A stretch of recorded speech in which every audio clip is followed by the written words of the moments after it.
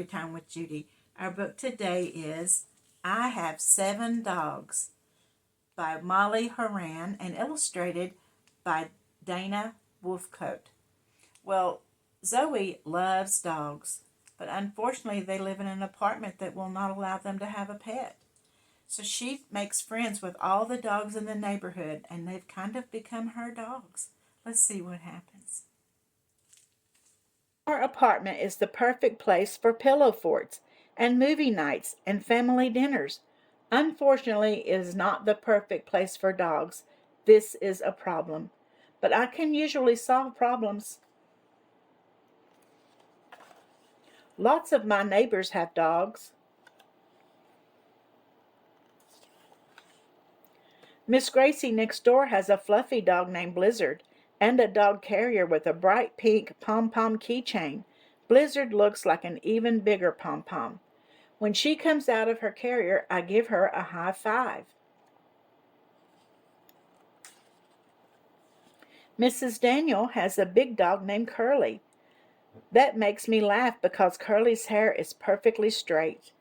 Mrs. Daniel gives me a tiny dog biscuit shaped like a bone to give Curly. She sure deserves it, Mrs. Daniel says. She didn't scare one squirrel today.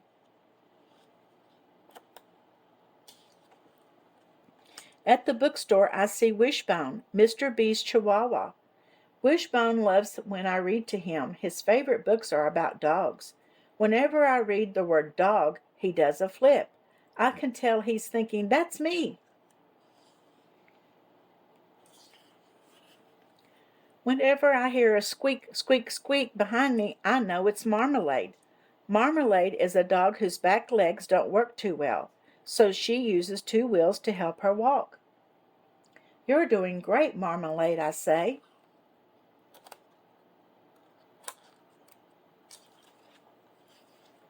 My piano teacher, Miss Kara, has 2 dogs. While I play, the collies Gabby and Abby dance. Their little claws go click-clack as I hit the keys.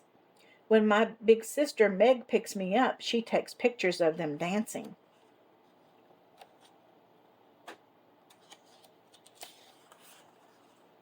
On the way home, we stop by our new community garden.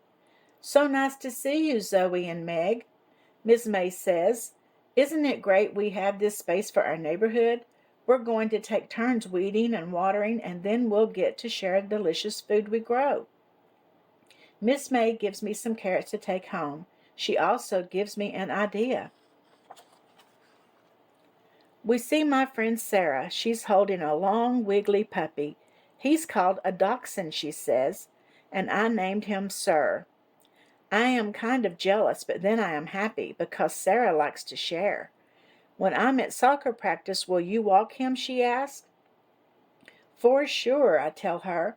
When I scratch Sir behind the ear, his leg goes up and down so fast I can barely see it.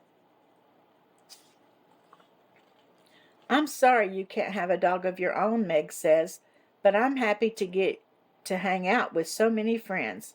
She gives me a hug and another idea.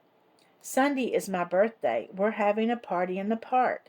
I made the invitations and added some special guests. On the morning of my birthday, Mom has the cupcakes all ready. Can we bring treats for my dogs too? I ask Mom.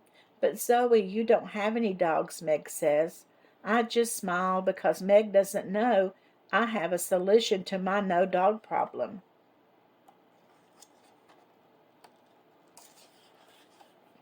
When we arrive, the park is full of family, friends, and dogs. Wishbone is saying hi to Marmalade and Curly. Blizzard is dancing with Gabby and Abby, and Sir is waiting for me to scratch him behind the ear. Look, Meg, I say, these are our community dogs.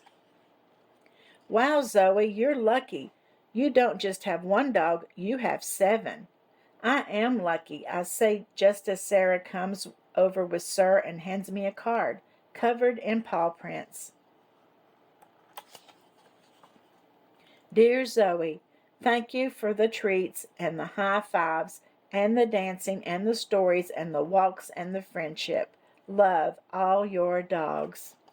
And it's signed by Gabby, Abby, Marmalade, Curly, Wishbone, Blizzard, and Sir. Well, there she is with all of her dogs. Even though she couldn't have one in her own apartment, she's made friends with all the neighborhood dogs, hasn't she? That's kind of nice that you've got made friends with all the dogs, but yet you don't have to take care of them all the time. I hope you enjoyed this story, and I'll see you again tomorrow. And don't forget to like and subscribe.